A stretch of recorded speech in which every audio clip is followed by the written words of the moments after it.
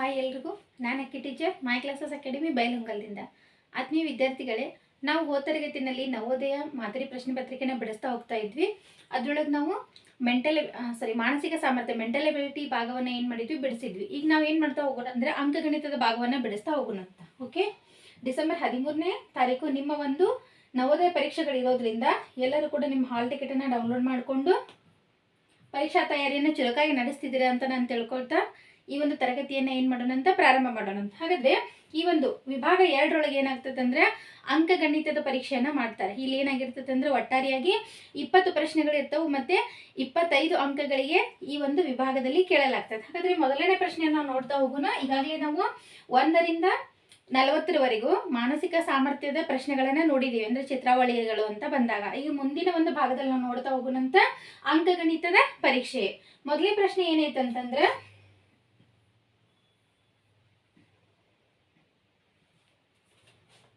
ನೋಡ್ರಿ, 41ನೇ ಪ್ರಶ್ನೆ. ಒಂದು ಚೌಕ ಮತ್ತು ಒಂದು ಆಯತವು ಒಂದೇ ಪರಿಧಿಯನ್ನು ಹೊಂದಿರುತ್ತದೆ. ಚೌಕದ ಬದಿ 16 ಮೀಟರ್ ಮತ್ತು ಆಯತದ ಉದ್ದವು 18 ಮೀಟರ್ ಆಗಿದ್ದರೆ ಆಯತದ ಅಗಲ ಅಂತ ಕೇಳಿದ್ದಾರೆ. ಇಲ್ಲಿ ನೀವು ಈ ಒಂದು ಪ್ರಶ್ನೆಗೆ ಉತ್ತರವನ್ನ ಮಾಡ್ಬೇಕಂತಂದ್ರೆ ಆಯತ ಅಂತಂದ್ರೆ ಏನು, ಚೌಕ ಅಂತಂದ್ರೆ ಏನು ಅಂತ ತಿಳ್ಕೊಂಡಿರ್ಬೇಕು. ಹಾಗಾದ್ರೆ ಆಯತ ಅಂತಂದ್ರೆ 4 ಬಾಹುಗಳು ಸಮನಾಗಿದ್ರೆ, ಅಂದ್ರೆ ಈ ರೀತಿಯಾಗಿ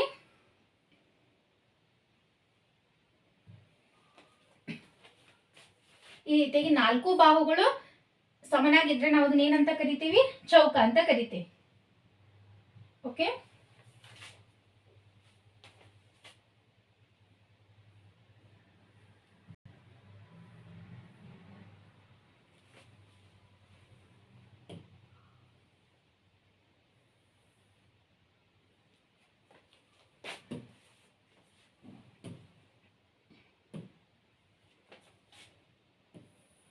ಚೌಕದ 4 ಬಾಹುಗಳು ಏನಾಗಿರ್ತಾವ, ಸಮನಾಗಿರ್ತಾವ. ಇದನ್ನ ನಾವೇನಂತ ಕರಿತೀವಿ, ಚೌಕ ಅಂತ ಕರಿತೀವಿ. ಅಂದ್ರೆ ಇಲ್ಲಿ ಒಂದು ಬಾಹು 5 ಸೆಂಟಿಮೀಟರ್ ಇದ್ರೆ ಎಲ್ಲಾ ಬಾಹುಗಳು ಕೂಡ ಎಷ್ಟಿರ್ತಾವ, 5 ಸೆಂಟಿಮೀಟರ್ ಇರ್ತಾವ. ಇದನ್ನ ನಾವೇನಂತ ಕರಿತಾ ಹೋಗ್ತೀವಿ, ಚೌಕ ಅಂತ ಕರಿತೀವಿ. ಇನ್ನು ಆಯತ ಅಂತ ಬಂದಾಗ, ಇಲ್ಲಿ ಆಯತ ಅಂತ ಬಂದಾಗ ಏನಾಗ್ತದೆ ಅಂತಂದ್ರೆ ವಿರುದ್ಧ ಬಾಹುಗಳು ಏನಾಗಿರ್ತಾವ, ಸಮನಾಗಿರ್ತಾವ. ಫಾರ್ ಎಕ್ಸಾಂಪಲ್ ಹೇಳ್ಬೇಕಂತಂದ್ರೆ ಇಲ್ಲಿ ಆಯತದ ಒಂದು ಬಾಹು 6 ಸೆಂಟಿಮೀಟರ್ ಐತಿ ಅಂದ್ರೆ ಅದರ ಒಂದು ವಿರುದ್ಧ ಬಾಹು ಎಷ್ಟಿರ್ತದೆ, 6 ಸೆಂಟಿಮೀಟರ್ ಇರ್ತತಿ. ಒಂದು ಬಾಹು 3 ಸೆಂಟಿಮೀಟರ್ ಐತಂದ್ರೆ ಅದರ ವಿರುದ್ಧ ಬಾಹು ಏನಾಗಿರ್ತತಿ, 3 ಸೆಂಟಿಮೀಟರ್ ಇರ್ತದೆ. ಅಂದ್ರೆ ಒಂದು ಆಕೃತಿಯ 4 ಬಾಹುಗಳು ಸಮನಾಗಿದ್ರೆ ಅದನ್ನ ನಾವೇನಂತ ಕರಿತೀವಿ, ಚೌಕ ಅಂತ ಕರಿತೀವಿ. ಕೇವಲ 2 ಬಾಹುಗಳು ಅಪೋಸಿಟ್ ವಿರುದ್ಧ ಬಾಹುಗಳು ಮಾತ್ರ ಸಮನಾಗಿದ್ರೆ ನಾವು ಅದನ್ನ ಏನಂತ ಕರಿತೀವಿ ಹೇಳ್ರಿ, ಆಯತ ಅಂತ ಕರಿತೀವಿ. ಈ ಪರಿಕಲ್ಪನೆ ನಿಮ್ಗೆ ಆಲ್ರೆಡಿ ಗೊತ್ತೈತೆ ಅಂತ ನಾನು ಏನ್ ಮಾಡ್ತೇನೆ, ತಿಳ್ಕೊಳ್ತೇನೆ. ಹಾಗಾದ್ರೆ ಇಲ್ಲಿ ಏನೇನ ಪ್ರಶ್ನೆ ಕೇಳಿದಾರ ಅಂತಂದ್ರೆ ಇಲ್ಲಿ ಒಂದು ಚೌಕ ಮತ್ತು ಒಂದು ಆಯತದ ಪರಿಧಿಯನ್ನ, ಈಗ ಒಂದು ಚೌಕ ಮತ್ತೆ ಒಂದು ಆಯತ, ಒಂದು ಚೌಕ ಮತ್ತೆ ಒಂದು ಆಯತ, ಇವ್ ಎರಡೂಗಳ ಪರಿಧಿಯನ್ನ ನಾವು ಲೆಕ್ಕ ಹಾಕಿದಾಗ ಇದ್ರ ಪರಿಧಿನೂ ಅಷ್ಟೇ ಐತಿ. ಪರಿಧಿ ಅಂದ್ರೆ ಸುತ್ತಳತೆ, ಪರಿಧಿ ಅಂತಂದ್ರೇನು ಸುತ್ತಳತೆ. ಇದ್ರ ಪರಿಧಿನೂ ಅಷ್ಟೇ ಐತಿ, ಇದ್ರ ಪರಿಧಿನೂ ಕೂಡ ಏನೈತಿ, ಸೇಮ್ ಐತಿ.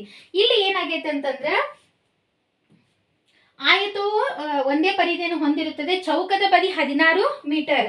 ಒಂದು ಚೌಕ ಇದೆಯಲ್ಲ, ಈ ಚೌಕದ ಒಂದು ಬದಿ ಎಷ್ಟು ಮೀಟರ್ ಐತಿ, 16 ಮೀಟರ್ ಐತಿ. ಹಾಗಾದ್ರೆ ಒಂದು ಬದಿ 16 ಮೀಟರ್ ಐತಂದ್ರೆ ಎಲ್ಲಾ ಬದಿಗಳು ಎಷ್ಟಿರ್ತಾವ ಹೇಳ್ರಿ, 16 ಮೀಟರ್ ಇರ್ತಾವ. ಚೌಕದ ಒಂದು ಬದಿ 16 ಮೀಟರ್ ಐತಂದ್ರೆ ಎಲ್ಲಾ ಬದಿಗಳು ಎಷ್ಟು ಮೀಟರ್ ಇರ್ತಾವ, 16 ಮೀಟರ್ ಇರ್ತಾವ. ಹಾಗಂದ್ರೆ ಆಯತದ ಉದ್ದವು 18 ಮೀಟರ್. ಒಂದು ಆಯತ ಐತಿ, ಈ ಒಂದು ಆಯತದ ಉದ್ದ ಎಷ್ಟೈತಿ, 18 ಮೀಟರ್ ಐತಿ.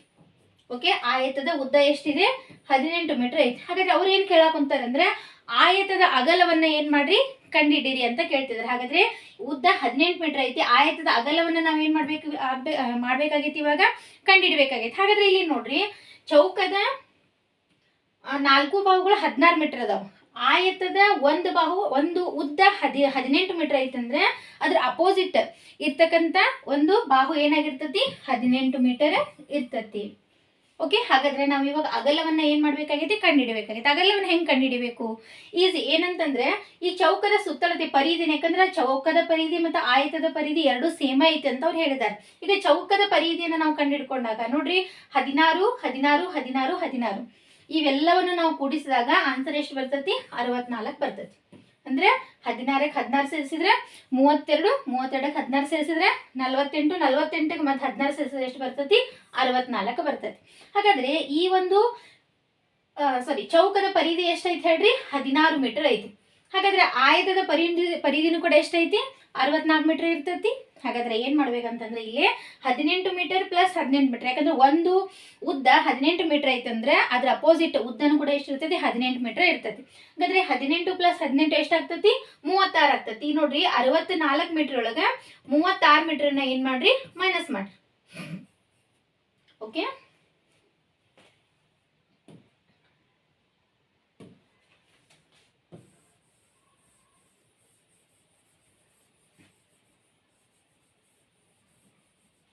ಹದಿನೆಂಟು ಮೀಟರ್ ಒಳಗ 36 ಮೀಟರ್ನ ನೀವು ಮೈನಸ್ ಮಾಡಿದಾಗ ನೋಡ್ರಿ 4ರೊಳಗೆ 6 ಮೈನಸ್ ಆಗಲ್ಲ, ನಾನು ಕ್ಯಾರಿ ತಗೊಳಕ್ ಹೇಳಿದ್ದೆ ನಿಮ್ಗೆ. 14ರೊಳಗ 6 ಮೈನಸ್ ಮಾಡಿದ್ರೆ ಎಷ್ಟು ಉಳಿತೈತಿ 8 ಉಳಿತೈತಿ. ಓಕೆ, ಇನ್ನು 6ರೊಳಗ 3 ಪ್ಲಸ್ 1 4 ಆಯ್ತು. 6ರೊಳಗೆ 4 ಮೈನಸ್ ಮಾಡಿದ್ರೆ ಎಷ್ಟು ಉಳಿತೈತಿ 2 ಉಳಿತೈತಿ. ಹಾಗಾದ್ರೆ ಇನ್ನು 2 ಆಯತದ ಅಗಲಗಳು ಎಷ್ಟು ಬರ್ತಾವಪ್ಪ ಅಂತಂದ್ರೆ ಅಗಲಗಳ ಮೊತ್ತ ಎಷ್ಟು ಬರ್ತೈತೆ ಅಂದ್ರೆ 28 ಮೀಟರ್ ಬರ್ತೈತಿ. ಹಾಗಾದ್ರೆ ನಾವು 2 ಅಗಲಗಳನ್ನ ನೋಡ್ರಿ,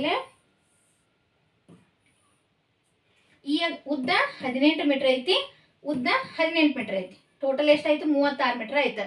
ಈ ಅಗಲ ಟೋಟಲ್, ಈ ಅಗಲ ಮತ್ತೆ ಈ ಅಗಲ 2 ಅಗಲಗಳನ್ನ ಸೇರಿಸಿದಾಗ ಅದೆಷ್ಟಾಗ್ತದೆ 28 ಮೀಟರ್ ಆಗ್ತದೆ. ಹಾಗಾದ್ರೆ ನಮ್ಗೆ ಒಂದು ಅಗಲವನ್ನ ಕಂಡುಹಿಡಿಬೇಕಂದ್ರೆ 28ನ್ನ 2ರಿಂದ ನಾವು ಭಾಗಾಕಾರ ಮಾಡಿದಾಗ ಎಷ್ಟು ಬರ್ತದೆ ನೋಡ್ರಿ 2 4 8. ಹಾಗಾದ್ರೆ ಆನ್ಸರ್ ಎಷ್ಟು ಬರ್ತೈತಿ 14 ಮೀಟರ್ ಬರ್ತದೆ. ಎಷ್ಟು ಬರ್ತೈತಿ ಹೇಳ್ರಿ 14 ಮೀಟರ್. ಪ್ರತಿಯೊಂದು ಅಗಲನು ಕೂಡ ಎಷ್ಟದಾವ 14 ಮೀಟರ್ ಅದ. ಹಾಗಾದ್ರೆ ಇಲ್ಲಿ ಸರಿಯಾದಂತ ಉತ್ತರ ಯಾವುದು ಆಪ್ಷನ್ ಎ ದೊಳಗೆ ಬರ್ತೈತಲ್ಲ 14 ಮೀಟರ್. 14 ಮೀಟರ್. ಓಕೆ ವಿದ್ಯಾರ್ಥಿಗಳು, ಈ ರೀತಿ ಪ್ರಶ್ನೆಗಳನ್ನ ನೀವು ಬಿಡಿಸ್ಬೇಕಂತಂದ್ರೆ ಚೌಕ ಅಂತಂದ್ರೆ ಏನು ಮತ್ತು ಆಯತ ಅಂತಂದ್ರೆ ಏನಂತ ತಿಳ್ಕೊಬೇಕು. ಸುತ್ತಳತೆ ಅಥವಾ ವಿಸ್ತೀರ್ಣ ಅಂತ ನೀವು ಜಾಸ್ತಿ ಕೇಳ್ತಾರೆ. ಇಲ್ಲಿ ಈ ಒಂದು ವಿಷಯದೊಳಗೆ ಅತಿ ಹೆಚ್ಚು ಪ್ರಶ್ನೆಗಳು ಬರೋದು ಎಲ್ಲಿಂದ ಅಂತಂದ್ರೆ ಆಯತದಿಂದ ಮತ್ತೆ ಚೌಕದಿಂದ ಮತ್ತೆ ತ್ರಿಕೋನದಿಂದ ಬಂದಿರ್ತಾವೆ. ಉಳಿದಿದ್ದೆಲ್ಲ ಏನ್ ಮಾಡ್ತಾರೆ ಅಂತಂದ್ರೆ ವೃತ್ತದಿಂದನೂ ಕೂಡ ಬರ್ತಾವೆ. ಹಿಂಗೆ ಉಳಿದಿದ್ದೆಲ್ಲ ಈ ಸಿಲಿಂಡರ್ ಆಗಿರ್ಬೋದು, ಆಮೇಲೆ ಶಂಕು ಆಗಿರ್ಬೋದು, ಇವೆಲ್ಲ ಏನ್ ಮಾಡ್ತಾರೆ ಹಂಗ ಆಕೃತಿಗಳೇನು, ಮುಖಗಳು ಎಷ್ಟದಾವು, ಬಾಹುಗಳು ಎಷ್ಟದಾವು, ಈ ರೀತಿಯಾದಂಥ ಪ್ರಶ್ನೆಗಳು ಕೇಳ್ತಾರೆ. ಬಟ್ ಅಪ್ಲೈಡ್ ಕ್ವಶನ್ ಜಾಸ್ತಿ ಬರೋದು ಎಲ್ಲಿಂದ ಅಂತಂದ್ರೆ ಚೌಕ ಮತ್ತು ಆಯತದಿಂದ ಬರ್ತಾ ಇರ್ತಾವೆ. ಓಕೆ, ಇಲ್ಲಿ ಚೌಕ ಅಂತಂದ್ರೇನು, ಆಯತ ಅಂತಂದ್ರೇನು, ಮತ್ತೆ ಸುತ್ತಳತೆ ಮತ್ತು ವಿಸ್ತೀರ್ಣದ ಬಗ್ಗೆ ನೀವು ಕರೆಕ್ಟ್ ಆಗಿ ಆ ಒಂದು ಕಾನ್ಸೆಪ್ಟ್ ಅನ್ನ ಕ್ಲಿಯರ್ ಆಗಿ ತಿಳ್ಕೊಂಡ್ಬಿಟ್ರಿ ಅಂತಂದ್ರೆ ಈ ರೀತಿ ಪ್ರಶ್ನೆಗಳನ್ನ ನೀವು ಈಸಿಯಾಗಿ ಏನ್ ಮಾಡ್ಬೋದು ಗುರುತು ಮಾಡ್ಬೋದು. ಓಕೆ, ಹಾಗಾದ್ರೆ 42ನೇ ಪ್ರಶ್ನೆಯನ್ನ ನೋಡ್ತಾ ಬರೋಣ.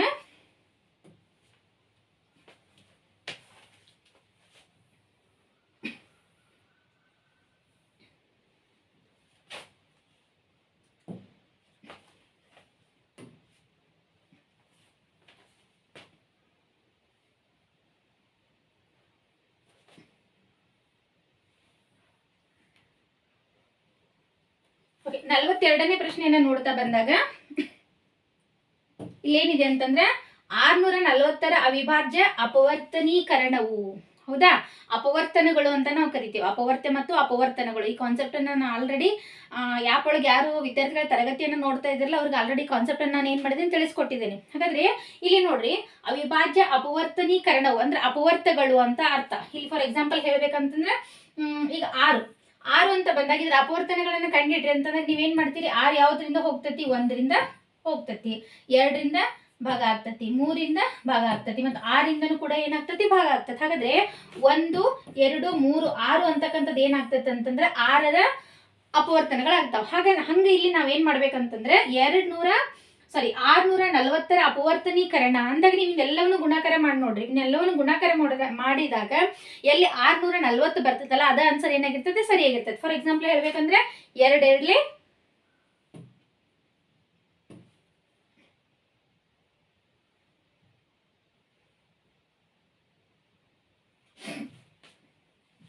ಓಕೆ 2 2 4 4 2 8 8 5 ಸಾರಿ 2 2 4 4 2 8 8 2 16 16 2 ಎಷ್ಟಾಗ್ತತಿ 32 ಆಗ್ತತಿ. 32 5 32 ಇಂಟು 5 ಯಾಕಂದ್ರೆ ಮುಂದೆ 5 ಐತಲ್ಲ ಅದಕ್ಕೋಸ್ಕರ 5 2 10 5 3 15 ಒಂದು ಸೇರಿದ್ರೆ 16 ಆಗ್ತದೆ. ಹಾಗಾದ್ರೆ ಉತ್ತರ ಎಷ್ಟು ಬಂತು ನಮ್ದು 160 ಬಂತು. ಇದು ಒಂದೇ ಆನ್ಸರ್ ಏನಾಗೈತಿ ತಪ್ಪಾಗೈತಿ. ಎ ಏನಾಗಿದೆ ತಪ್ಪಾಗೈತಿ. ಇನ್ನು ಬಿ ಅನ್ನ ನಾವು ನೋಡಿದಾಗ ಸೇಮ್ 2 2 4 4 2 8 8 2 16 16 2 32 32 2 64 64 5 64 ಇಂಟು 5 4 ಎಷ್ಟು ಬಂತು 20. 5 4 ಅಂದ್ರೂ ಒಂದೇ, 4 5 ಅಂದ್ರೂ ಕೂಡ ಒಂದೇ. ನಾನು ನಿಮ್ಗೆ ಹೇಳಿದೆ ಇದನ್ನ ಗುಣಾಕಾರದ ಪರಿವರ್ತನೆ ನಿಯಮ ಅಂತ ಏನ್ ಮಾಡ್ತಾರೆ ಕರೀತಾರೆ. 6 5 ಎಷ್ಟು ಬರ್ತೈತಿ 30. 30ಕ್ಕೆ 2 ಸೇರಿಸಿದ್ರೆ ಎಷ್ಟು 32. ಹಾಗಾದ್ರೆ 320 ಬಂದೈತಿ. ಬಿ ಆನ್ಸರ್ ಕೂಡ ಏನಾಗೈತಿ ಹೇಳ್ರಿ ತಪ್ಪಾಗೈತಿ. ಇನ್ನು ನೆಕ್ಸ್ಟ್ ಸಿ ಅನ್ನ ನೋಡಿದಾಗ 2 2 4 4 2 8 8 2 16 16 32 32 5 ಆಗಲೇ ಎಷ್ಟು ಬಂದಿತ್ತು ಹೇಳ್ರಿ ಆನ್ಸರ್ 160 ಬಂದಿತ್ತು. ಓಕೆ, 160 ಇಂಟು 5 ನಾವು ಲೆಕ್ಕಾಚಾರ ಮಾಡಿದಾಗ 5 0 5 0 ನ ಬರ್ತೈತಿ. ಯಾವುದೇ ಸಂಖ್ಯೆಯನ್ನ ನಾವು 0 ಗುಣಿಸಿದಾಗ ಉತ್ತರ ಏನಾಗಿರ್ತೈತಿ 0 ಆಗಿರ್ತೈತಿ. ಓಕೆ, 6 5 ಎಷ್ಟು ಬರ್ತೈತಿ 30 ಬರ್ತೈತಿ. 5 1 5 5 3 8 ಆನ್ಸರ್ ಎಷ್ಟು ಬರ್ತೈತಿ 800 ಬರ್ತೈತಿ. ಇದು ಕೂಡ ಏನಾಗಿದೆ ತಪ್ಪಾಗೈತಿ. ಇನ್ನು ಡಿ ಆನ್ಸರ್ ಅನ್ನ ನಾವು ನೋಡಿದಾಗ ನೋಡ್ರಿ 2 2 4 4 2 8 8 2 16 16 32 32 64 64 2 ಎಷ್ಟು ಬರ್ತದೆ ಅಂದ್ರೆ 128 ಬರ್ತೈತಿ. 128 ಇಂಟು 5 ನೀವು ಮಾಡಿದಾಗ 8 8 ಎಷ್ಟು ಬರ್ತೈತಿ ಹೇಳ್ರಿ 40 ಬರ್ತೈತಿ. 2 5 10 10ಕ್ಕೆ 4 ಸೇರಿಸಿದ್ರೆ 14. 5 1 5 5ಕ್ಕೆ 1 ಸೇರಿಸಿದ್ರೆ ಎಷ್ಟು ಬರ್ತೈತಿ 6 ಬರ್ತೈತಿ. ಹಾಗಾದ್ರೆ ಉತ್ತರ ಎಷ್ಟೈತಿ ನಮ್ಮ ಒಂದು ಗುಣಲಬ್ಧ ಎಷ್ಟು ಬಂದೈತಿ 640 ಬಂದೈತಿ. ಈಗ ಇಲ್ಲಿ ಎಷ್ಟು ಕೇಳಿದಾರೆ ಅವರು 640ರ ಅವಿಭಾಜ್ಯ ಅಪವರ್ತನೀಕರಣ ಅಂತ ಕೇಳಿದಾಗ ಆಪ್ಷನ್ ಯಾವ್ದು ಬರ್ತೈತಿ ಡಿ ಬರ್ತೈತಿ. ಓಕೆ, ಇನ್ನು ನಾವು ನೆಕ್ಸ್ಟ್ ನೋಡಿದಾಗ 43ನೇ ಪ್ರಶ್ನೆ. 43ನೇ ಪ್ರಶ್ನೆ ಏನೈತಂತಂದ್ರೆ ಅಮಿತ್ 1200 ರೂಪಾಯಿಗೆ ಒಂದು ಟೇಬಲ್ ಖರೀದಿಸಿ ಅದರ ದುರಸ್ತಿಗಾಗಿ 200 ರೂಪಾಯಿ ಖರ್ಚು ಮಾಡಿದನು. ಅವನು ಅದನ್ನು 1680 ರೂಪಾಯಿಗೆ ಮಾರಾಟ ಮಾಡಿದನು. ಅವನಿಗೆ ಆದಂತ ಶೇಕಡಾ ಲಾಭ ಅಥವಾ ಶೇಕಡಾ ನಷ್ಟವನ್ನ ನೀವೇನ್ ಮಾಡ್ಬೇಕು ಕಂಡುಹಿಡಬೇಕು. ನೋಡ್ರಿ, ಮಾರಿದ ಬೆಲೆಯಲ್ಲಿ ಕೊಂಡ ಬೆಲೆಯನ್ನ ಕಳೆದ್ರೆ ಅವ್ನಿಗೆ ಏನ್ ಸಿಕ್ಕಿರ್ತತಿ ಲಾಭ ಸಿಕ್ಕಿರ್ತತಿ. ಓಕೆ, ಕೊಂಡ ಬೆಲೆಯಲ್ಲಿ ಮಾರಿದ ಬೆಲೆಯನ್ನ ಕಳೆದ್ರೆ ಅವ್ನಿಗೆ ಏನ್ ಸಿಕ್ಕಿರ್ತತಿ ನಷ್ಟ ಆಗಿರ್ತತಿ. ಇಲ್ಲಿ ಏನ್ ಕೇಳಾರಪ್ಪ ಅಂತಂದ್ರೆ ಈಗಂದ್ರೆ ನೋಡ್ರಿ ಅಮಿತ್ ಒಂದು ಟೇಬಲ್ ಅನ್ನ ಅವ 1200 ರೂಪಾಯಿ ಕೊಟ್ಟು ಏನ್ ಮಾಡ್ತಾನೆ ಖರ್ಚು ಮಾಡ್ತಾನೆ. 1200 ರೂಪಾಯಿ ಕೊಟ್ಟು ಆ ಟೇಬಲ್ ಅನ್ನ ಏನ್ ಮಾಡ್ತಾನೆ ಖರೀದಿ ಮಾಡ್ತಾನೆ. ಖರೀದಿ ಮಾಡಿದಂತ ಟೇಬಲ್ ಅನ್ನ ಮತ್ತೆ ಆಲ್ಟರ್ ಮಾಡಕ 200 ರೂಪಾಯಿಗಳನ್ನ ಏನ್ ಮಾಡ್ತಾನೆ ಖರ್ಚು ಮಾಡ್ತಾನೆ. ಹಾಗಾದ್ರೆ 200 ರೂಪಾಯಿ 1200 ಕೊಟ್ಟು ಅವ ಏನ್ ಮಾಡಿದ ಟೇಬಲ್ ಅನ್ನ ಖರೀದಿ ಮಾಡಿದ. ಅದರ ದುರಸ್ತಿಗಾಗಿ 200 ರೂಪಾಯಿಗಳನ್ನ ಅದನ್ನ ಏನ್ ಮಾಡಿದ ಖರ್ಚು ಮಾಡಿದ. ಹಾಗಾದ್ರೆ ಒಂದು ಟೇಬಲ್ಗೆ ಅವ ಖರ್ಚು ಮಾಡಿದಂತ ಒಟ್ಟು ಹಣ ಎಷ್ಟಾಗ್ತೈತೆ ಅಂದ್ರೆ 1400 ರೂಪಾಯಿ ಆಗ್ತೈತಿ. ಈ 1400 ರೂಪಾಯಿ ಒಂದು ಟೇಬಲ್ಗೆ ಅವ್ನು ಖರ್ಚು ಮಾಡಿ ಅದನ್ನ ವಾಪಸ್ ಏನ್ ಮಾಡಿದಪ್ಪ ಅಂದ್ರೆ ಅವ 1680 ರೂಪಾಯಿಗೆ ಏನ್ ಮಾಡಿದ ಅವ ಮಾರಾಟವನ್ನ ಮಾಡಿದ. ಹಾಗಾದ್ರೆ ಅವನಿಗೆ ಲಾಭ ಆಗಿದೆಯೋ ನಷ್ಟ ಆಗಿದೆಯೋ? ಓಕೆ, ಅವನಿಗೆ ಏನಾಗೈತೆ ಹೇಳ್ರಿ ಲಾಭ ಆಗೈತೆ. ಯಾಕಂದ್ರೆ ಅವ ಕಡಿಮೆ ಬೆಲೆಗೆ ಖರ್ಚು ಮಾಡಿ ಹೆಚ್ಚಿನ ಬೆಲೆಗೆ ಅದನ್ನ ಮಾರಾಟ ಮಾಡಿದನಪ್ಪ ಅಂದ್ರೆ ಅವ್ನಿಗೆ ಏನಾಗೈತಿ ಲಾಭ ಆಗೈತಿ. ಹಾಗಾದ್ರೆ ಎಷ್ಟು ಲಾಭ ಆಗೈತಿ ನೋಡೋಣ. 1680 ರೂಪಾಯಿ ಒಳಗೆ 1400 ನೀವು ಮೈನಸ್ ಮಾಡಿದ್ರೆ ಆನ್ಸರ್ ಎಷ್ಟು ಬರ್ತೈತಿ ಹೇಳ್ರಿ 280 ರೂಪಾಯಿ ಬರ್ತೈತಿ. ಹಾಗಾದ್ರೆ ಅವ್ನಿಗೆ ಎಷ್ಟು ಲಾಭ ಆಗೈತಿ ಹೇಳ್ರಿ 280 ರೂಪಾಯಿ ಲಾಭ ಆಗೈತಿ. ಬಟ್ ಅವ್ರು ಇಲ್ಲಿ ಏನ್ ಕೇಳಿದಾರೆ ಅಂದ್ರೆ ಶೇಕಡಾ ಲಾಭವನ್ನ ಅಥವಾ ಶೇಕಡಾ ನಷ್ಟವನ್ನ ಕೇಳಿದಾರೆ. ಹಾಗಾದ್ರೆ ನಮಗೆ ಲಾಭ ಆಗೈತೆ ಅಂತಂದ್ರೆ ನಾವೇನ್ ಕಂಡುಹಿಡಿಬೇಕು ಇಲ್ಲಿ ಶೇಕಡಾ ಲಾಭವನ್ನ ಏನ್ ಮಾಡ್ಬೇಕಾಗ್ತತಿ ಕಂಡುಹಿಡಿಬೇಕಾಗ್ತದೆ. ಹಾಗಾದ್ರೆ ನೋಡೋಣ. ಓಕೆ, ಶೇಕಡಾ ಲಾಭ ಈಸ್ ಈಕ್ವಲ್ ಟು ಶೇಕಡಾ ಲಾಭ ಈಸ್ ಈಕ್ವಲ್ ಟು ಏನಾಗ್ತದೆ ಅಂದ್ರೆ ಲಾಭ ಡಿವೈಡೆಡ್ ಬೈ ಏನು ಕೊಂಡ ಬೆಲೆ. ಲಾಭ ಡಿವೈಡ್ ಬೈ ಕೊಂಡ ಬೆಲೆ ಇಂಟು 100. ಇದೇನಾಗ್ತದೆ ಅಂದ್ರೆ ಶೇಕಡಾ ಲಾಭವನ್ನ ಕಂಡುಹಿಡಿತಕ್ಕಂಥ ಸೂತ್ರ. ಓಕೆ, ಲಾಭ ಡಿವೈಡ್ ಬೈ ಕೊಂಡ ಬೆಲೆ ಇಂಟು 100. ಹಾಗಾದ್ರೆ ಲಾಭ ಎಷ್ಟಾಗಿದೆ ಅವನಿಗೆ 280 ರೂಪಾಯಿ ಲಾಭ ಆಗಿದೆ. ಅವ ಕೊಂಡ ಬೆಲೆ ಎಷ್ಟೈತಿ ಅಂದ್ರೆ ದುರಸ್ತಿಗೋಸ್ಕರ ಖರ್ಚು ಮಾಡಿದ್ದು ಪ್ಲಸ್ ಅದನ್ನ ಖರೀದಿ ಮಾಡಿದಂತ ಒಟ್ಟು ಬೆಲೆ ಎಷ್ಟೈತೆ ಅಂದ್ರೆ 1400 ರೂಪಾಯಿ ಐತಿ. Okay, into 100. ಯಾಕಂದ್ರೆ ಶೇಕಡಾ ಅಂತಂದ್ರೆ ಏನ್ ಹೇಳ್ರಿ 100. ಓಕೆ, ಅವನಿಗೆ 1400 ರೂಪಾಯಿಗೆ 280 ರೂಪಾಯಿ. ನಿಮಗೆ ಇದು ಸೂತ್ರ ಏನಾದ್ರು ನೆನ್ಪಿಟ್ಕೊಳ್ಳೋದು ಕಷ್ಟ ಆದ್ರೆ ಅವ್ನಿಗೆ ಲಾಭ ಆಗೈತೆ ಅಂತ ಅಲ್ಲಿ ಏನಾಗಿರ್ಬೇಕು ಎಷ್ಟಕ್ಕೆ ಲಾಭ ಆಗೈತೆ ಅವಂಗ 1480 ರೂಪಾಯಿಗೆ 1400 ರೂಪಾಯಿಗೆ ಅವಾಗ 280 ರೂಪಾಯಿ ಏನಾಗೈತಿ ಲಾಭ ಆಗಿದೆ. ಸೂತ್ರ ನೆನಪಿಟ್ಕೊಳ್ಳೋಕೆ ಸಾಧ್ಯ ಆಗ್ಲಿಕ್ಕಂದ್ರೆ ಏನ್ ಮಾಡ್ರಿ ಅಂತಂದ್ರೆ ಅವನಿಗೆ ಎಷ್ಟಕ್ಕೆ ಲಾಭ ಆಗಿದೆ 1400 ರೂಪಾಯಿಗೆ 280 ರೂಪಾಯಿ ಅವನಿಗೆ ಏನಾಗಿದೆ ಲಾಭ ಆಗಿದೆ. ಹಾಗಾದ್ರೆ ಇದನ್ನ 100ಕ್ಕೆ ಎಷ್ಟು ಅಂತ ಲೆಕ್ಕಾಚಾರ ಮಾಡ್ರಿ. ಓಕೆ, ಹಾಗಾದ್ರೆ ಇವಾಗ ನೋಡ್ರಿ ಈ 2 0 ಕ್ಯಾನ್ಸಲ್ ಆಯ್ತು. 14 1 14 14 2 28. ಮುಂದೆ ಏನು ಇರ್ಲಿಕ್ಕಂದ್ರೆ 0 ಇತ್ತಂದ್ರೆ 0 ಏನ್ ಮಾಡ್ಬೇಕು ಇದ್ರ ಮುಂದೆ ಇಟ್ಬಿಡ್ಬೇಕು. ಹಾಗಾದ್ರೆ ನಮ್ಮ ಆನ್ಸರ್ ಎಷ್ಟು ಬಂದೈತೆ ಹೇಳ್ರಿ 20 ಬಂದೈತೆ. ಹಾಗಾದ್ರೆ ಅವ್ನಿಗೆ ಎಷ್ಟು ಪರ್ಸೆಂಟ್ ಲಾಭ ಆಗೈತೆ ಹೇಳ್ರಿ 20%. ಆಪ್ಷನ್ ಸಿ ಐತಲ್ಲ ಆಪ್ಷನ್ ಡಿ ಐತಲ್ಲ 20% ಅವನಿಗೆ ಏನಾಗಿದೆ ಲಾಭ ಆಗಿದೆ. 20% ಅವನಿಗೆ ಏನಾಗಿದೆ ಲಾಭ ಆಗಿದೆ. ಇನ್ನು ನೆಕ್ಸ್ಟ್ ನೋಡಿದಾಗ 44ನೇ ಪ್ರಶ್ನೆ. ಸರಿ, 44ನೇ ಪ್ರಶ್ನೆ ಏನ್ ಹೇಳ್ತದೆ ಅಂತಂದ್ರೆ, ಒಂದು ವೇಳೆ 15 - 15 ಭಾಗಾಕಾರ 15 × 6 = x ಆಗಿದ್ದರೆ x ನ ಮೌಲ್ಯವನ್ನ ಕಂಡುಹಿಡಿಯಿರಿ ಅಂತ ಕೇಳಿದ್ದಾರೆ. ಈಗ ಏನಿಲ್ಲ, ಕೂಡಿಸೋದು, ಕಳೆಯುವುದು, ಗುಣಾಕಾರ, ಭಾಗಾಕಾರ ಈ ರೀತಿ ಲೆಕ್ಕಗಳನ್ನ ಕೊಟ್ಟಿರ್ತಾರೆ. ಇದು ಮೊದಲು ಯಾವುದನ್ನ ಮಾಡಬೇಕು ಅಂತ ನಾವು ಕನ್ಫ್ಯೂಷನ್ ಆದಾಗ ನಾವು ನಿಮ್ಗೆ ಬೋರ್ಡ್ ಮಾಸ್ ನಿಯಮದ ಬಗ್ಗೆ ಹೇಳ್ಕೊಟ್ಟಿರ್ತೀವಿ. ಹೌದಾ, ಬೋರ್ಡ್ ಮಾಸ್. ಹೌದಾ, ಇಲ್ಲಿ ಡಿವಿಷನ್, ಮಲ್ಟಿಪ್ಲಿಕೇಶನ್, ಅಡಿಷನ್ ಮತ್ತೆ ಸಬ್ಸ್ಟ್ರಾಕ್ಷನ್ ಈ ರೀತಿ ಲೆಕ್ಕ ಕೊಟ್ಟಾಗ ಫಸ್ಟಿಗೆ ಏನ್ ಮಾಡ್ಬೇಕು ನಾವು, ಡಿವಿಷನ್ ಅನ್ನ ಮಾಡ್ಬೇಕು. ಡಿವಿಷನ್ ಅಂತಂದ್ರೆ ಭಾಗಾಕಾರ, ಆಮೇಲೆ ಮಲ್ಟಿಪ್ಲಿಕೇಶನ್ ಮಾಡ್ಬೇಕು. ಮಲ್ಟಿಪ್ಲಿಕೇಶನ್ ಅಂತಂದ್ರೆ ಗುಣಾಕಾರ, ಅಡಿಷನ್ ಅಂದ್ರೆ ಕೂಡ್ಸೋದು, ಸಬ್ಸ್ಟ್ರಾಕ್ಷನ್ ಅಂತಂದ್ರೆ ಏನ್ ಮಾಡೋದು, ಕಳಿಯೋದು. ಹಾಗಾದ್ರೆ ಇದ್ರೊಳಗೆ ಫಸ್ಟ್ ಡಿವಿಷನ್ ಎಲ್ಲಿ ಬರ್ತತಿ, ಇಲ್ಲಿ ಬರ್ತತಿ ನೋಡ್ರಿ. ಮೊದ್ಲಿಗೆ ನಾವ್ ಏನ್ ಮಾಡ್ತಾ ಹೋಗುಂತ ಡಿವೈಡ್ ಮಾಡ್ತಾ ಹೋಗಿ, ಇಲ್ಲಿ ಡಿವೈಡ್ ಮಾಡ್ರಿ.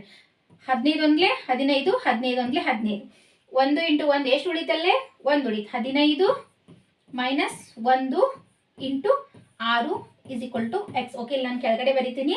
15 - 1 × 6 = x.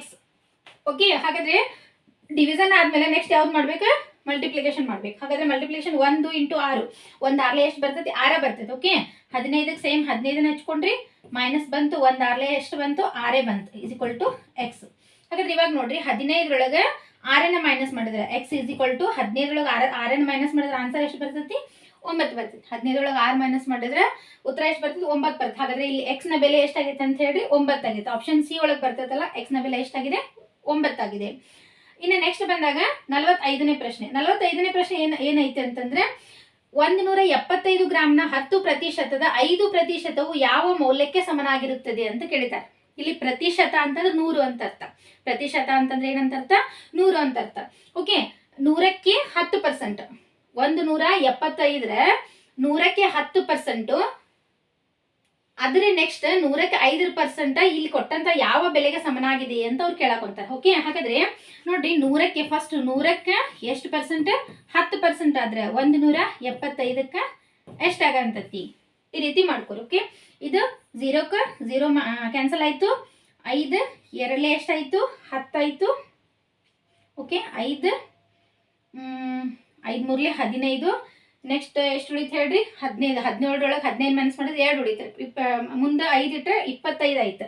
5 5 ಎಷ್ಟು ಬರ್ತೈತಿ, 25 ಬರ್ತೈತಿ. ಇವಾಗ 2 1 2 2 1 2 1 ಉಳಿತು. 1ರ ಮುಂದೆ 5 ಇಟ್ಟಾಗ ಎಷ್ಟಾಯ್ತು, 15 ಆಯ್ತು. ಹೌದಾ, 2 7 14 ಮತ್ತು 1 ಉಳಿತು.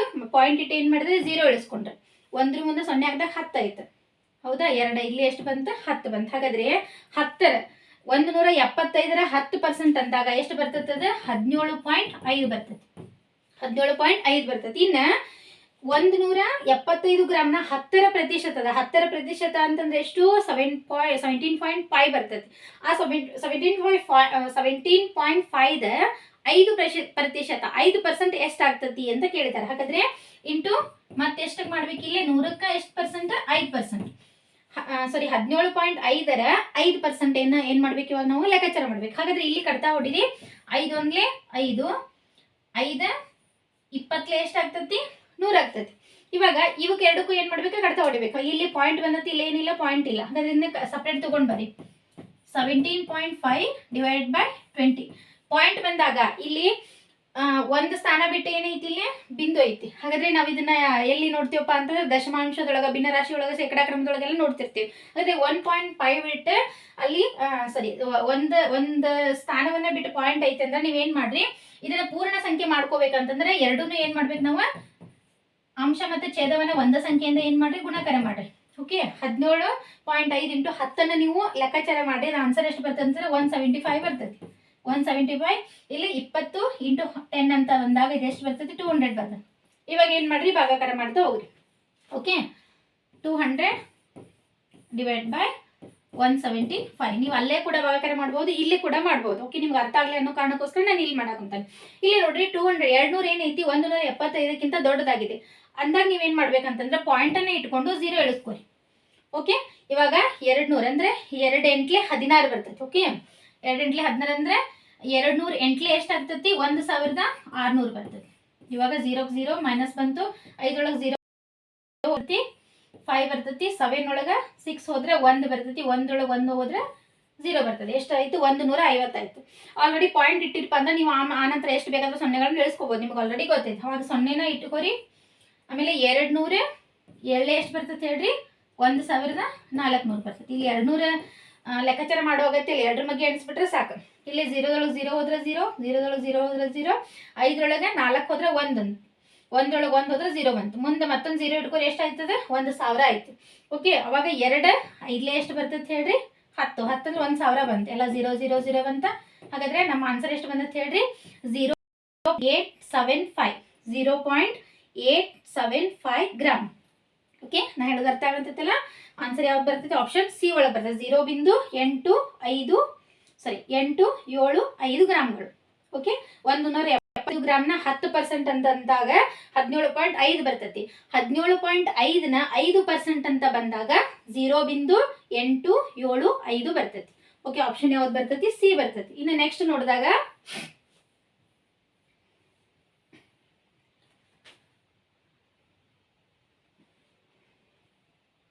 ಓಕೆ, ಮುಂದಿನ ಪ್ರಶ್ನೆ 46ನೇ ಪ್ರಶ್ನೆ ಬಂದಾಗ ಓಕೆ, 3 ಅಂದ್ರೆ 8ನೇ 3 ಭಾಗಾಕಾರ. ಇಲ್ಲಿ ಬ್ರಾಕೆಟ್ ಹಾಕಿದ್ದಾರೆ. 3ನೇ 5 ಮೈನಸ್ 6ನೇ 1 ಬ್ರಾಕೆಟ್ ಕಂಪ್ಲೀಟ್ ಪ್ಲಸ್ 8ನೇ 5ಕ್ಕೆ ಸಮವಾಗಿರ್ತಕ್ಕಂಥ 4 ಆಪ್ಷನ್ ಕೊಟ್ಟಾಗ ಈ 4 ಆಪ್ಷನ್ ಒಳಗೆ ಯಾವ್ದು ಸರಿ ಐತೆ ಅಂತ ನೀವೇನ್ ಮಾಡ್ಬೇಕಾಗ್ತತಿ? ಕಂಡು ಹಿಡ್ಕೋಬೇಕಾಗ್ತದೆ. ಹಾಗಾದ್ರೆ ಇಲ್ಲಿ ನೋಡ್ರಿ, ಮೊದ್ಲಿಗೆ ನಮಗೆ ಗೊತ್ತೈತಿ ನಾವು ಲೆಕ್ಕವನ್ನ ಮಾಡುವಂತ ಸಂದರ್ಭದಲ್ಲಿ ಆವರಣಗಳು ಅಂತ ಬರ್ತಾವೆ. ಈ ಆವರಣಗಳನ್ನ ಬಿಡಿಸ್ತಾ ಇರ್ತಕ್ಕಂಥ ಸಂದರ್ಭದೊಳಗ ಅಲ್ಲಿ ಅಲ್ಪಾವರಣ, ದೀರ್ಘಾವರಣ, ಪುಷ್ಪಾವರಣ, ಅಲ್ಪಾವರಣ, ರೇಖಾವರಣ, ಅಲ್ಪಾವರಣ, ಪುಷ್ಪಾವರಣ, ದೀರ್ಘಾವರಣ ಅಂತ ಬರ್ತಾವೆ. ನಾವು ಸ್ಟೆಪ್ ಬೈ ಸ್ಟೆಪ್ ಏನ್ ಮಾಡ್ತಾ ಹೋಗ್ಬೇಕಾಗ್ತದೆ? ಆವರಣಗಳನ್ನ ಬಿಡಿಸ್ಕೊಳ್ತಾ ಹೋಗ್ಬೇಕಾಗುತ್ತೆ ಎಲ್ಲಾ ಆವರಣಗಳನ್ನು ಕೊಟ್ಟಾಗ. ಬಟ್ ಇಲ್ಲಿ ಏನ್ ಮಾಡೋಣ? ಒಂದೇ ಆವರಣ ಕೊಟ್ಟಾರ ಅವರು. ಓಕೆ, ಈ ಆವರಣ ಯಾವ್ದು ಬರ್ತದೆ ಹೇಳ್ರಿದೆ? ದೀರ್ಘಾವರಣ ಬರ್ತದೆ. ಇದನ್ನ ಮೊದ್ಲಿಗೆ ಆವರಣದಲ್ಲಿ ಇರ್ತಕ್ಕಂಥ ಸಂಖ್ಯೆನ ನಾವ್ ಏನ್ ಮಾಡ್ಬೇಕಾಗ್ತತಿ? ಬಿಡಿಸ್ಕೋಬೇಕಾಗ್ತತಿ. ಇಲ್ಲಿ ಏನ್ ಕೊಟ್ಟಾರೆ?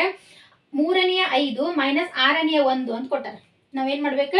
ಇಲ್ಲಿ ಎರಡೂನು ಏನ್ ಮಾಡ್ಬೇಕಂತಂದ್ರೆ ಫಸ್ಟಿಗೆ ಮೈನಸ್ ಅನ್ನ ಮಾಡ್ಕೋಬೇಕು. ಈ ಮೈನಸ್ ಅನ್ನ ಮಾಡ್ತಾ ಇರ್ತಕ್ಕಂಥ ಸಂದರ್ಭದಲ್ಲಿ ನೋಡ್ರಿ,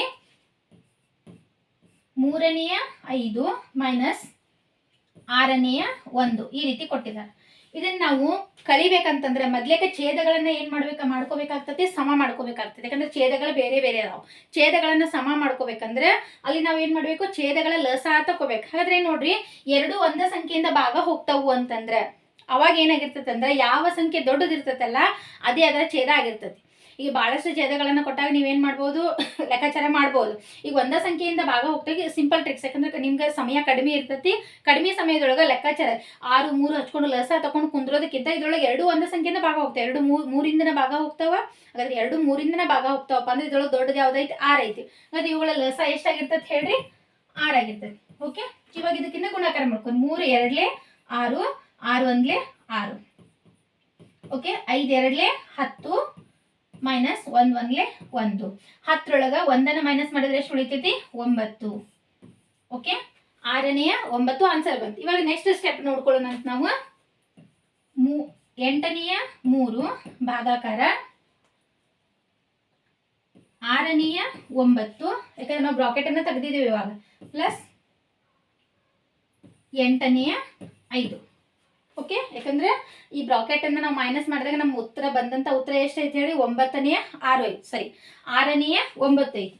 ಇನ್ನು ನಾವು ನೆಕ್ಸ್ಟ್ ನೋಡಿದಾಗ ಇಲ್ಲಿ ನೋಡ್ರಿ, ಭಾಗಾಕಾರ ಅಂತ ಬಂದಾಗ ನೋಡ್ರಿ, ನಾವು ಭಾಗಾಕಾರ ಅಂತಂದ್ರೆ ಏನ್ ಮಾಡ್ತೀವಿ ಅಂತಂದ್ರೆ ಭಾಗಾಕಾರ ಅಂತ ನಾವೇನ್ ಮಾಡ್ತೀವಿ ಅಂತಂದ್ರೆ ಋತ್ಕ್ರಮದಲ್ಲಿ ಗುಣಾಕಾರ ಮಾಡಿದ್ರೆ ಭಿನ್ನ ರಾಶಿ ಒಳಗೆ ಅದನ್ನ ನಾವೇನಂತ ಕರಿತೀವಿ ಅಂದ್ರೆ ಭಾಗಾಕಾರ ಅಂತ ಕರಿತೀವಿ. ಹಾಗಾದ್ರೆ 8ನೇ 3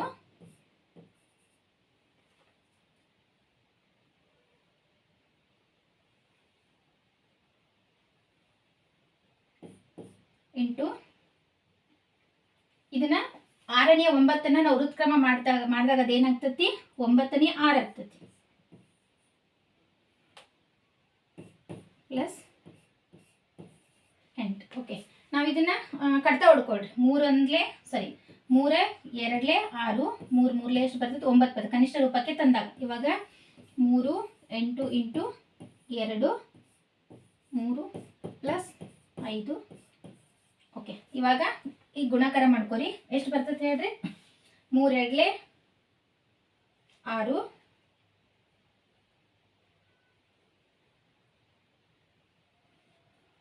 ಸಾರಿ ವ್ಯುತ್ಕ್ರಮ ಮಾಡಿದಾಗ ಇದು 3 ಕ್ಯಾನ್ಸಲ್ ಆಯ್ತು, 3 ಕ್ಯಾನ್ಸಲ್ ಆಯ್ತು.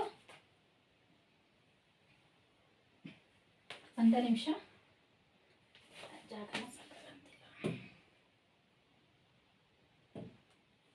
ಓಕೆ. ಇಲ್ಲಿ 3 ಕ್ಯಾನ್ಸಲ್ ಆಯ್ತು, 3 ಕ್ಯಾನ್ಸಲ್. ಉಳಿದಿದ್ದು ಎಷ್ಟಾಯ್ತು ಹೇಳ್ರಿ?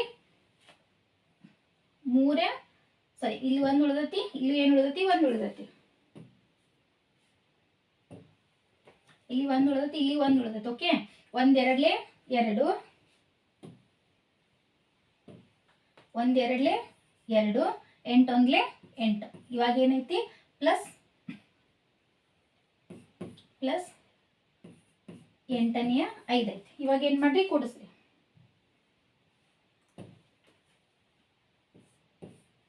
ಇವಾಗ ಏನು ಮಾಡ್ರಿ? ಕೂಡಿಸ್ರಿ. ಓಕೆ, 5ಕ್ಕೆ 2 ಕೂಡಿಸಿದ್ರೆ ಎಷ್ಟಾಯ್ತು? 7 ಬಂತ. 7. ನಾವು ಛೇದ ಕೂಡಿಸ್ತಕ್ಕಂಥ ಸಂದರ್ಭದೊಳಗೆ ಛೇದಕ್ಕೆ ಏನು ಮಾಡ್ತೀವಿ? ಛೇದ ಇಡ್ತೀವಿ. ಹಾಗಾದ್ರೆ ನಮ್ಮ ಉತ್ತರ ಎಷ್ಟು ಬಂದೈತಿ? 8ನೇ 7. 8ನೇ 7 ಎಲ್ಲಿ ಬರ್ತದೆ ಅಂದ್ರೆ ಆಪ್ಷನ್ ಸಿ ಒಳಗೆ ಬರ್ತದೆ. ಎಷ್ಟು ಬರ್ತದೆ? ಆಪ್ಷನ್ ಸಿ ಒಳಗೆ ಬರ್ತದೆ. ಇಲ್ಲಿ ನೋಡ್ರಿ, ಈ ರೀತಿ ಲೆಕ್ಕಗಳನ್ನ ಕೊಟ್ಟಾಗ ಮೊದಲಿಗೆ ನಾವು ಏನು ಮಾಡ್ಬೇಕಂದ್ರೆ ಆವರಣದಲ್ಲಿ ಇರ್ತಕ್ಕಂಥ ಸಂಖ್ಯೆಗಳನ್ನ ಬಿಡಿಸ್ಕೋಬೇಕು. ಆವರಣದೊಳಗೆ ಏನೈತಿ? ಮೈನಸ್ ಐತಿ. ಮೈನಸ್ ಅಂದಾಗ ಇಲ್ಲಿ ಛೇದಗಳೇನದು ಬೇರೆ ಬೇರೆ ಇದಾವೆ. ಛೇದಗಳು ಬೇರೆ ಬೇರೆ ಇದ್ದಾಗ ಛೇದಗಳನ್ನ ಸಮ ಮಾಡ್ಕೋಬೇಕಾದ್ರೆ ನಾವು ಏನು ಮಾಡಬೇಕು? ಲಸ ತೆಗಿಬೇಕು. ಇನ್ನು ನೆಕ್ಸ್ಟ್ ಭಾಗಾಕಾರ ಅಂತ ಬಂದಾಗ ನಾವು ಋತ್ಕ್ರಮ ಮಾಡಿ ಗುಣಾಕಾರ ಮಾಡೋದಕ್ಕೆ ನಾವು ಏನಂತ ಕರಿತೀವಿ? ಭಿನ್ನರಾಶಿಗಳ ಭಾಗಾಕಾರ ಅಂತ ಕರಿತೀವಿ. ಅಂದ್ರೆ ಋತ್ಕ್ರಮ ಅಂತಂದ್ರೆ ಅಂಶ ಇದ್ದದ್ದು ಛೇದ ಆಗ್ತತಿ, ಛೇದ ಇದ್ದದ್ದು ಏನಾಗ್ತತಿ? ಅಂಶ ಆಗ್ತತಿ. ಇದ್ರ ಬಗ್ಗೆ ನೀವೆಲ್ಲ ಏನು ಈಗ ಆಲ್ರೆಡಿ ತಿಳ್ಕೊಂಡಿದ್ದೀರಿ ಅಂತ ನಾನು ಅನ್ಕೋತೀನಿ. ಇನ್ನು ನೆಕ್ಸ್ಟ್ 47ನೇ ಪ್ರಶ್ನೆಯನ್ನು ನೋಡೋಣ.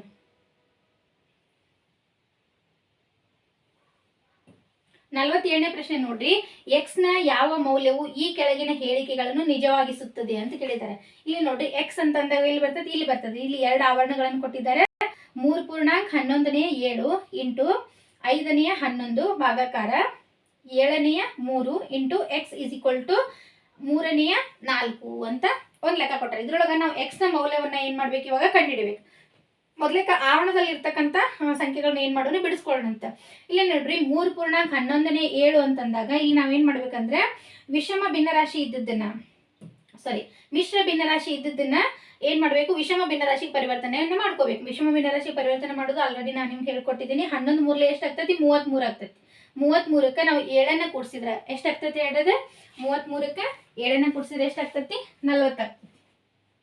ಛೇದಕ್ಕೆ ಏನ್ ಮಾಡ್ತೀವಿ? ನಾವು ಛೇದನ ಸೇಮ್ ಇಡ್ತೀವಿ. ಇನ್ನ ಇಂಟು ಎಷ್ಟು ಬಂದತಿ? 5ನೇ 11. ಇವಾಗ ನಾವು ಎರಡನ್ನೂ ಏನ್ ಮಾಡ್ಕೊಳ್ಳೋಣ ಅಂತಂದ್ರೆ ಗುಣಾಕಾರ ಮಾಡ್ಕೊಳ್ಳೋಣ. ಓಕೆ, ಇಲ್ಲಿ ಇದು 11ಕ್ಕೆ ಇದು 11 ಕ್ಯಾನ್ಸಲ್ ಆಯ್ತು. ಉಳಿದಿದ್ದೆಷ್ಟು? 11ನೇ 40. ಹಾಗಾದ್ರೆ ಇಲ್ಲಿ ಆವರಣದಲ್ಲಿ ಇರ್ತಕ್ಕಂಥ ಸಂಖ್ಯೆಯನ್ನ ನಾವು ಏನ್ ಮಾಡಿದ್ವಿ? ಒಂದು ನಿಮಿಷ, 11ನೇ 5 ಅಲ್ವಾ? ಓಕೆ, ಸಾರಿ,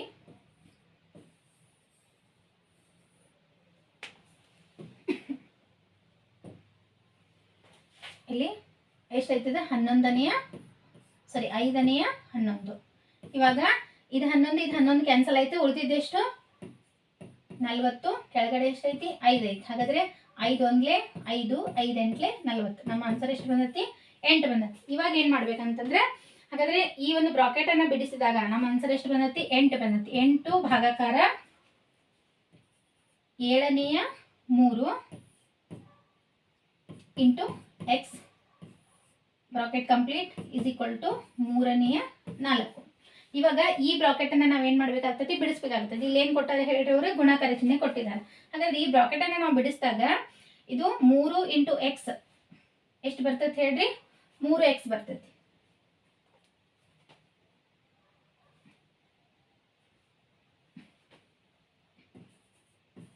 ಎಕ್ಸ್ ಏನು ಇಲ್ಲ ಅಂದ್ರೆ ಕೆಳಗಡೆ ಏನಿರ್ತೈತಿ? 1 ಇರ್ತೈತಿ. ಹಾಗಾದ್ರೆ 7 ಅಂದ್ಲೆ ಎಷ್ಟು ಬರ್ತೈತಿ? 7 ಬರ್ತೈತಿ. ಇವಾಗ 8 ಭಾಗಾಕಾರ 3x divide by 7 is equal to 4 3ನೇ 4. ಈಗ ನೆಕ್ಸ್ಟ್ ನೋಡ್ತಾ ಬರ್ರಿ. ಈಗ ನೋಡ್ರಿ, ಭಾಗಾಕಾರ ಐತಿ ಅಂತಂದ್ರೆ ಇಲ್ಲಿ ಭಾಗಾಕಾರ ಐತಿ ಅಂದ್ರೆ ನಾವೇನ್ ಮಾಡ್ಬೇಕಂದ್ರೆ ಋತ್ಕ್ರಮ ಮಾಡಿ ಏನ್ ಮಾಡ್ಕೋಬೇಕು? ಗುಣಾಕಾರ ಮಾಡ್ಕೋಬೇಕು. ಇಲ್ಲಿ ಕೆಳಗಡೆ ಏನು ಇಲ್ಲ ಅಂದ್ರೆ ಏನಿರ್ತೈತಿ? 8 ಇರ್ತೈತಿ ಅಂತ ನಾನು ನಿಮ್ಗೆ ಹೇಳಿದ್ದೆ. 8 ಡಿವೈಡ್ ಬೈ 1 ಭಾಗಾಕಾರ ಇದ್ದದ್ದು ಏನಾಗ್ತತಿ? ಗುಣಾಕಾರ ಆಗ್ತತಿ. ಈಗ ಋತ್ಕ್ರಮ ಮಾಡಿದಾಗ ಮೇಲ್ಗಡೆ ಇದ್ದದ್ದು ಕೆಳಗಡೆ ಬರ್ತೈತಿ, ಕೆಳಗಡೆ ಇದ್ದದ್ದು ಏನ್ ಬರ್ತೈತಿ? ಮೇಲ್ಗಡೆ ಬರ್ತೈತಿ. ಇಸ್ ಈಕ್ವಲ್ ಟು ಇವಾಗ 8 7 ಎಷ್ಟು ಬರ್ತೈತಿ? 56 ಬರ್ತೈತಿ ಡಿವೈಡ್ ಬೈ 3x ಒಂದ್ಲೆ 3x ಬರ್ತೈತಿ. Okay is equal to okay. ಇವಾಗ ಇವೆರಡಕ್ಕೂ ನಾವು ಗುಣಾಕಾರ ಮಾಡೋಣ. 56 ಮೂರ್ಲೆ 56 ಮೂರ್ಲೆ ಎಷ್ಟು ಬರ್ತೈತಿ ನೋಡ್ರಿ. 56 ಇಂಟು 3 6 ಮೂರ್ಲೆ ಎಷ್ಟಾಯ್ತು 18 5 ಮೂರ್ಲೆ 15 1 16 168 ಡಿವೈಡ್ ಬೈ 4 ಮೂರ್ಲೆ ಎಷ್ಟಾಗ್ತತಿ 12 ಆಗ್ತದೆ 12x. ಇವಾಗ ನಾವು ಎಕ್ಸ್ ಅನ್ನ ಮಾತ್ರ ಏನು ಮಾಡೋಣ ಸಪ್ರೇಟ್ ಇಟ್ಕೊಳ್ಳೋಣ. 100 is equal to 168 divide by 12. 12 ಮಗ್ಗಿಯೊಳಗೆ ಹೋಗ್ತದೆ ನೋಡ್ರಿ.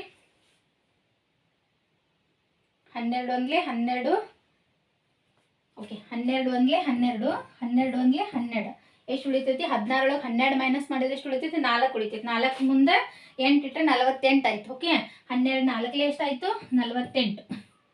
12 4ಲೆ ಎಷ್ಟು 48. ಹಾಗಾದ್ರೆ ನಮ್ಮ ಆನ್ಸರ್ ಎಷ್ಟು ಬಂತ ಹೇಳ್ರಿ 14. ಹಾಗಾದ್ರೆ ಸರಿಯಾದ ಉತ್ತರ ಎಷ್ಟು ಬರ್ತೈತಿ ಇಲ್ಲಿ 14 ಬರ್ತೈತಿ. ಓಕೆ ಸರಿಯಾದ ಉತ್ತರ ಎಷ್ಟು ಬರ್ತೈತಿ 14 ಬರ್ತೈತಿ. ಇನ್ನು ನೆಕ್ಸ್ಟ್ ಪ್ರಶ್ನೆ ನೋಡಿದಾಗ 48ನೇ ಪ್ರಶ್ನೆಯನ್ನು ನೋಡಿದಾಗ 48ನೇ ಪ್ರಶ್ನೆ ಏನೈತೆ ಅಂತಂದ್ರೆ ಅತಿ ದೊಡ್ಡ